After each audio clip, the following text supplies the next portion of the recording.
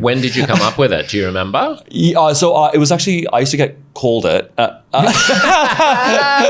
heard. Some old colleagues who are very affectionately. They were they were very obsessed with. You don't hear what they're saying about you behind your back. Right? That's what I'm sure they tell you it's affectionate. Yeah. So they would call you a dickhead, asshole, worthless, shithead twink to my face. Yeah, and it's all in good jest. Yeah. It's a term of affection. They were very obsessed with gay tribe names. So when they found out the word twink, these are straight people. Yeah, exactly. So to the straighties who don't understand what a twink is, what's a twink? A twink would be like a young, maybe effeminate or skinny gay boy. Mm-hmm. Yeah, which was very much me in my early 20s. And is there a reference to Twinkies? No, I think that's the etymology. Is that the American? That's an American candy that has lots of cream inside. So they're sweet. Twinks are sweet and full of white. Well, I think then now renaming myself is probably for the best. I think that was the original terminology of Twink. So yes, a young, pretty party boy, horny party boy. Sure. And was that something that you had, was that a subculture that you had identified with previously or? Not particularly, but I think it was the category that I fell into the most at the time. And were you a party boy? No. I've only ever had kind of one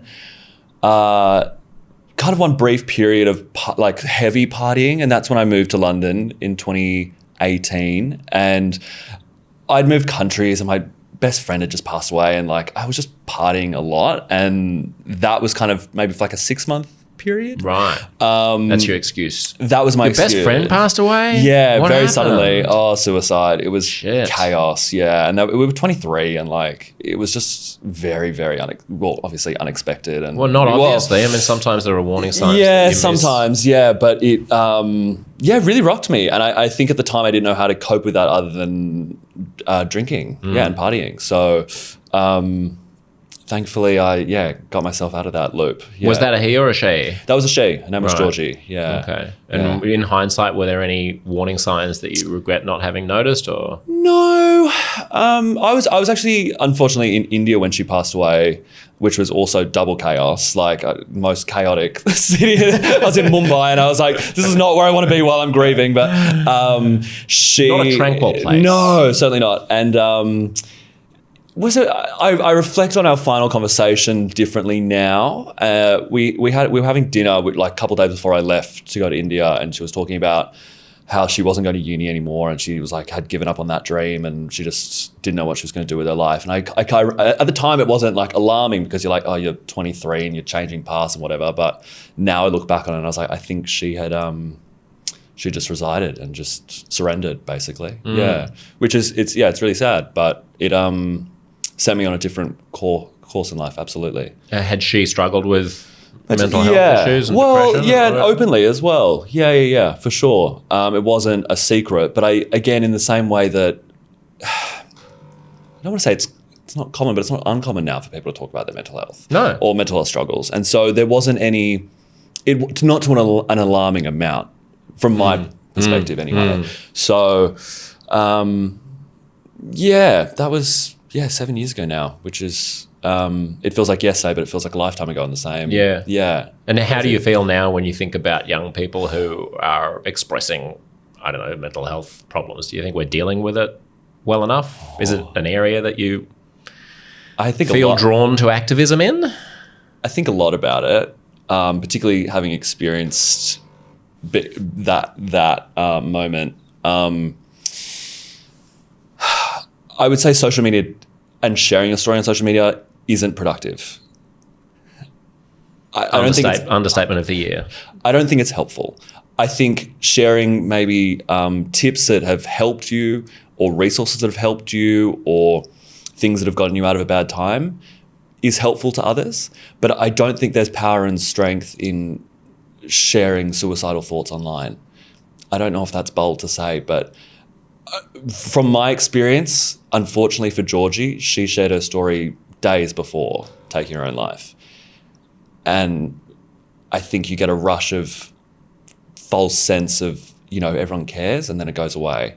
And then you have to deal with the crash of feeling alone and abandoned. So I think there's certainly a lot of great resources online, but I never want to become a spokesperson for it because I'm not educated in it. When you say that your friend shared her Story problems, online. her Yeah. story, what Yeah. was that? What To was she saying? that depth, it was she had been struggling with depression and things get better, and it was to that tone. It was a positive. It was a positive, like Right. keep working, keep forging ahead. If only she took her own advice in that regard. And so when you were, do you remember where you found out? I remember in Mumbai? minute by minute. were I you? will never forget it. Woken up in the middle of the night to my phone ringing, and it was someone Were that you in a youth hostel or a hotel? No, or I was something? at You were in the Four Seasons. You were in the Four Seasons. I was in the Four You're Seasons. in Mummy's Four Seasons. I was in Mummy's Four Seasons. I was in a hotel, and I was getting a phone call from someone who I know but not very well. And so I was like, that's really odd. So I messaged them and I was like, hey, I'm in India. It's very early in the morning. Can I call you in the morning? And she said, no, call me now. So call her back, and she was like, I'm so sorry. I didn't want you to see this on Facebook, but yeah, Georgie's died. And I was like, I was speechless, and she started crying, and then I was like, I'll call you back, or I'll speak to you later. And I just remember being in such a state of shock. You didn't ask what the hell happened? No. I couldn't think. I was so shocked. And I was with a friend at the time who was also in the same hotel room. Woke her up, or she was woken up by the phone call. Told her, and again, we were both just gobsmacked. I completely shocked. And then it wasn't until I got to security to fly home, like the security check-in at the airport, that I completely broke down. I think at that point it still felt felt so far away. I felt so removed from it. But I knew once I got on that plane, I had to face the reality of the death. And we got off the plane and went straight to the funeral. It was, it was a whirlwind. But I'll never forget. It was a very sliding doors moment for me. Yeah. Did you learn anything from it? Heaps, which is a terrible thing to say, but I learned so much from it. For the most part, it taught me that I'm not invincible and life isn't forever. And I thought there was a lot of things that I thought I'd have the rest of my life to do and go after and experience. And then I went, why am I waiting? Why aren't I doing this? Mind you were already in India, which is a good start Which is a good to start. living. It's not like you were in a workaday job stuck in an office somewhere. Well, so I did Suburban. quit my job after, and so I moved to London and saw a lot of musical theatre and saw Dreamgirls 3 times because I was like, what if I die tomorrow? Yeah. But a lot of that, I think that has stuck with me now in terms of like that way of being, of living in the now and doing stuff that I want to do. There's a lot of impulse behind that, or not impulse, urgency. Yeah. There's a lot of urgency behind things now because who knows? Who knows what is next month, next year?